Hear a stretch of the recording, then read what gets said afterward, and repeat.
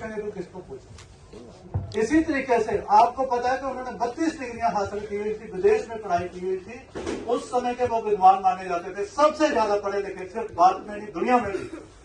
लेकिन जब foreign policy प्रेम होती है, बहुत सारे अन्य पिछड़ा वर्ग के अनुसूचित वर्ग के जहां पे साथी हैं,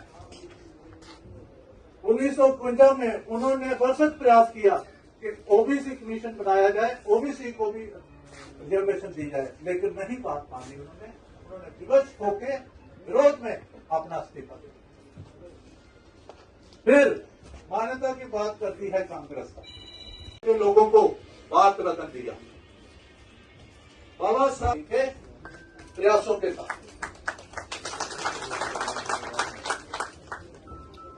फिर पार्लियामेंट की भारतीय जनता पार्टी के सिपाही हैं, कार्यकर्ता हैं, जो हम पे दायित्व है कि जितनी देश विरोधी और अपने संघर्ष की खातिर वो पूरे विश्व में बहुत प्रसिद्ध हैं, लेकिन उनका मान सम्मान जो हमारी भारतीय जनता पार्टी, हमारे माननीय प्रधानमंत्री नरेंद्र भाई मोदी जी ने जो उनको हमारे देश में जो मान, ऐसी शख्सियत का आज पूरे विश्व में नाम है, मान सम्मान है, ये भारतीय जनता पार्टी को श्रेय जाता है।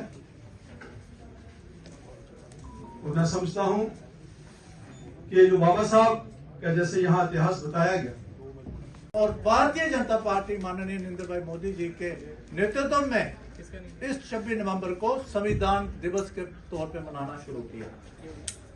आज कांग्रेस समाज को, देशवासियों को, खास करके अनुसूचित जाति, अनुसूचित जनजाति और अन्य पिछड़ा वर्ग जो है उसको भ्रमित कर रही है।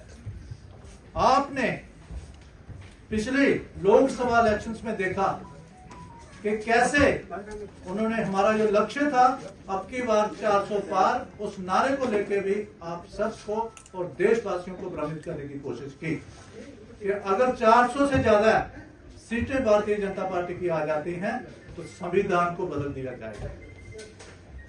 साथियों, मैं कुछ बातें कांग्रेस की आपके सामने रखना चाहूंगा बाबा साहब भीमराव अम्बेडकर जी को लेके और संविधान को लेके।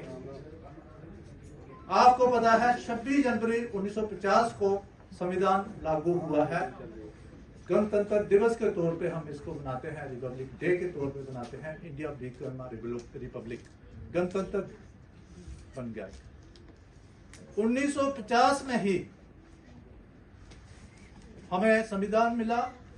ये उसके बाद 1952 में पहली इलेक्शन हुई, लोकसभा इलेक्शन, और उसमें किसी पार्टी ने बाबा साहब जी के खिलाफ में कोई कैंडिडेट खड़ा नहीं किया, लेकिन कांग्रेस ने नेहरू जी के नेतृत्व में भरसक प्रयास करके बाबा साहब जी को हराया।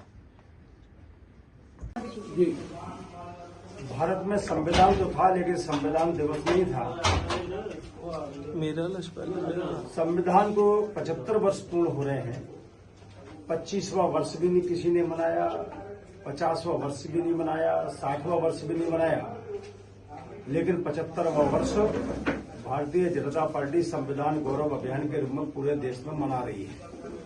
जिला लेवल तक जा रहे हैं, बूथ लेवल तक जा रहे हैं।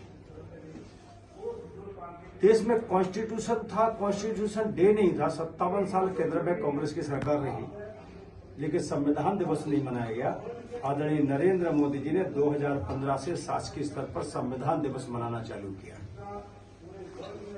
और इतना ही नहीं किया, भारत के संविधान को श्रद्धा और सम्मान की दृष्टि से संसद ने 2 दिन 2 रात तक डिबेट भी कराने का काम किया।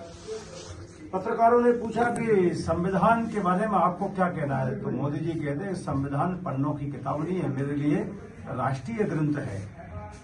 जब इस पर डिबेट कराने के लिए तय हो रहा था, तब कांग्रेस के अभी वर्तमान अध्यक्ष खड़गे जी ने उस समय कहा था कि संविधान दिवस मनाने की क्या जरूरत है। ये कांग्रेस की मानसिकता है। धर्म, जाति, परिवारों से ऊपर जो राष्ट्रीय सुरक्षा कवच है, सामाजिक न्याय, आर्थिक न्याय, राजनीतिक न्याय, अवसर की समानता, महिलाओं के, गरीबों के सशक्तिकरण का जो सुरक्षा कवच है, उस संविधान का दिवस मनाने के लिए कांग्रेस के अध्यक्ष तत्कालीन समय में वो मना करते हैं कि कोई दिवस मनाने की जरूरत नहीं है, लेकिन मोदी जी ने संविधान दिवस मनाया। ये संविधान के बारे में मैं इतना कहना चाहता हूं, बाबा साहब अम्बेडकर ने कहा था कि संविधान भारत की आत्मा है, और इसलिए आज प्रश्न उठता है कि आत्मा को संविधान से अलग किया जा सकता है?